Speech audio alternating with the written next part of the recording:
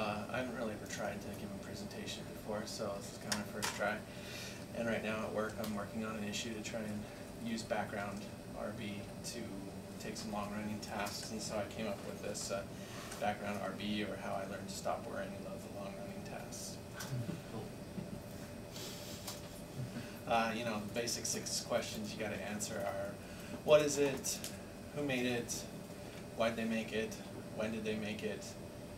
Not necessarily where they make it, but where you can get information about it, and how it works. So basically what it is a little job server in Ruby, and it divorces the HTTP request response cycle in Rails so that you can basically send a task, it's a long-running task, into the background to start running and keep running while the GUI interface or whatnot continues to move on to the next thing. So who created it? Ezra Z, yeah. Era T. Howard, Simon Moore, Werner Boll, Gunter. These were the top contributors on the current version. There's some other contributors if you want to see who else has been working on it. Why did Ezra create it? Created to offload long-running tasks in Rails, and you know, that's the main purpose. When was it created? It's the last updated. It was November, and so I think he's kind of actually looking for someone to maintain it and things like that, because nobody's really messed with it for a little while, but it still does a lot of stuff really well. And if you want to check out more information about BackgroundRB, I suggest this site over SourceForge, just because it's got some examples and it has the track and things like that. So, and that's his development company, DevJabu. So now I'm going to try and do a little demonstration.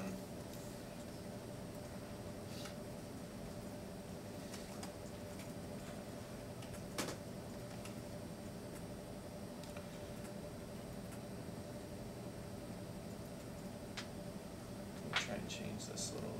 I think it can go up to 1024. Okay. Let's change the preferences here.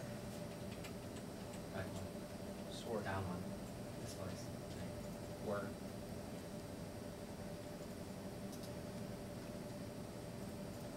Okay, so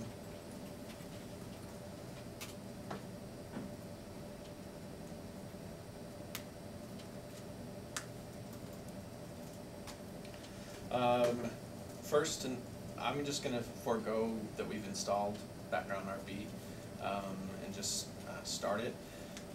You start it by doing script BackgroundRB start. That starts the BackgroundRB service. Then you go script server for your application and in your Rails root. And so basically, then you point your browser to your localhost 3000.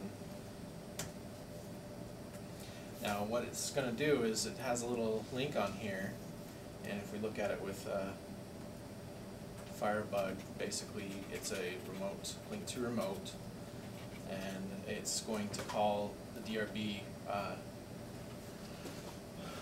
don't know if you can see that DRB start. So in the controller DRB, there's an action called start, and I'm going to switch between these two to kind of show you what's going on in the log. So you click start, it starts running the process, and really it's just doing like a little random number generator thing, but it's running it back there. Now he's got his page set to sit here, and I'll show you what it does again. He's got the demonstration set here to sit here and pull the results of that, and really it's just the math of how he's adding to 100 using a random number generator. But basically he's looping through, and while you're looping through that, you know, it's sending this ping request is just an AJAX call to get the current status of the worker. You don't have to watch the worker if you don't want to. There's basically a beginning, a middle, and an end to a BackgroundRB request. Beginning is whatever action initiates it in your Rails controller. the middle is what Rails does with it, as far as with the model and things like that. And then the end is when it comes back with the result, and then you kill the worker. Because basically what it is you come into let's start this one.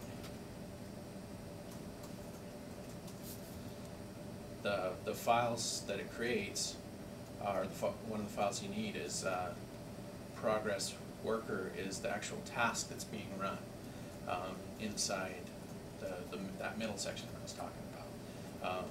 So just show you right here in the app controller, DRB controller, we start the request,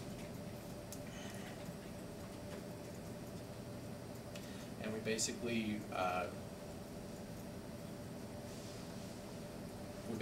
request that it's a, we check to see if it's a XML HTTP or HTTP request, and it creates the class, or it accesses the middleman class and creates the worker, and you create the progress worker, which is this class that you've created inside that lib folder, and it goes in and does the work for you. You basically put your do work inside that method, and you can pass in arguments, which you can then access and then send back out to the controller.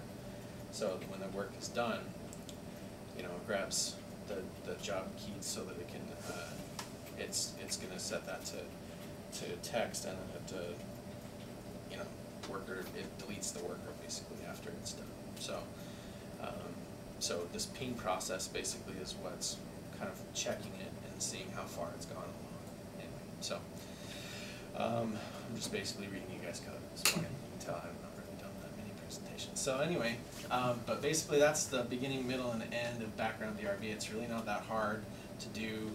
If you have a process, here's the once again here's the controller. If you have a process, you're just going to, whatever your action is inside the controller, you're just going to create a new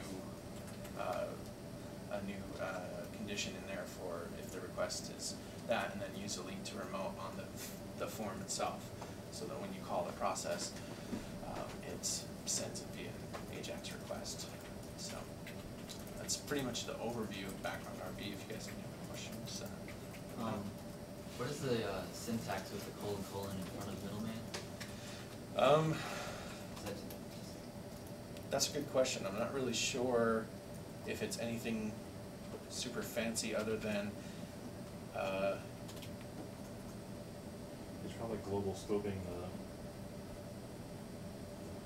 so if you had, I guess maybe if you had a middleman module, it would not confuse that middleman with the middleman module they define.